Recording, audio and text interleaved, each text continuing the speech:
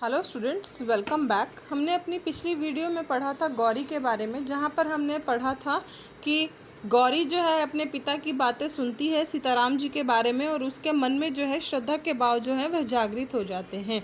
राधा कृष्ण जी पान का बीड़ा उठाकर अपनी बैठक में चले गए और उसी रात फिर उन्होंने अपने कुछ मित्रों और रिश्तेदारों को गौरी के लिए योग्य वर तलाशने को कई पत्र लिखे।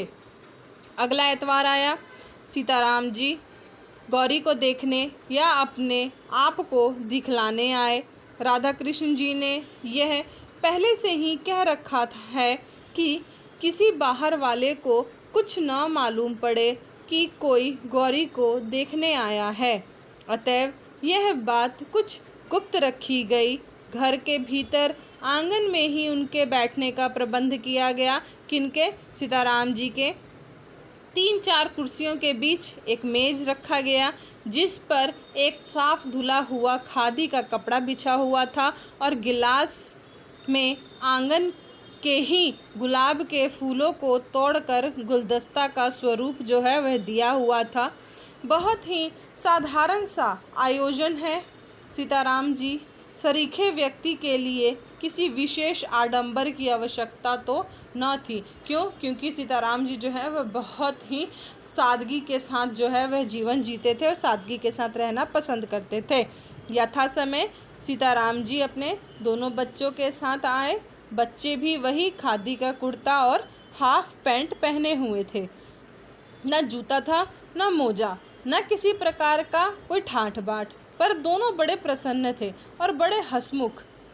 आकर घर में वे इस प्रकार खेलने लगे जैसे इस घर से वह चिर परिचित हो। मतलब क्या है कहने का, यहाँ पर वह बच्चे जो थे वह इतना मग्न होकर उस घर में खेल रहे थे, ऐसा लग रहा था जैसे कि वह सबको जानते हों। किंतु एक तरफ कुंती एक तरफ बैठी थी। बच्चों के कोलाहल से परिपूर्ण घर उसे क्षण भर के लिए नंदन कानन सा जान पड़ा। उसने मन ही मन सोचा, कितने अच्छे बच्चे हैं। यदि बिना किसी प्रकार का संबंध हुए भी सीताराम जी इन बच्चों के संभालने का भार उसे सौंप दे तो वह खुशी खुशी ले ले।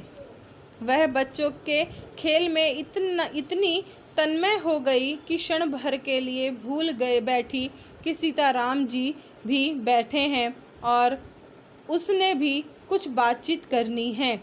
इसी समय अचानक छोटे बच्चे को जैसे कुछ याद आ गया हो। वह दौड़कर अपने पिता के पास गया। उनके पैरों के बीच में खड़ा होकर बोला, बाबू, तुम तो कहते थे ना कि माँ को दिखलाने लाए हो। माँ कहाँ है, बताओ। सीताराम जी ने किंचित हंसकर कहा, ये माँ जी बैठी हैं, इनसे कहो यही तुम्हें दिखाएंगी। बालक ने मचलकर कहा, उहु, तुम दिखाओ।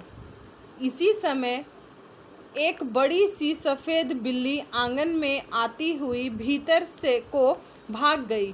बच्चे बिल्ली के पीछे सब कुछ भूलकर दौड़ते हुए अंदर पहुंच गए। गौरी पीछे बरामदे में चुपचाप खड़ी थी। वह न जाने किस ख्याल में थी। तब तक छोटे बच्चों ने उसका आंचल पकड़कर खींचते हुए पूछा, क्या तुम हमारी माँ हो? यहाँ पर क्या है, बच्चे जो हैं वह जानते थे कि हमारे पिता जो हैं हमारे लिए माँ को लेने आए हैं, जिस वजह से वह सिर्फ़ और सिर्फ अपनी माँ को ढूंढ रहे थे। और ढूंढते ढूंढते जो है वह गौरी के पास पहुँच जाते हैं और उसका आंचल खींचकर कहते हैं कि क्या तुम ही हमारी माँ हो? स्टूडेंट, इसके आगे की जो स्टोरी है वह हम नेक्स्ट वीडियो में करेंगे।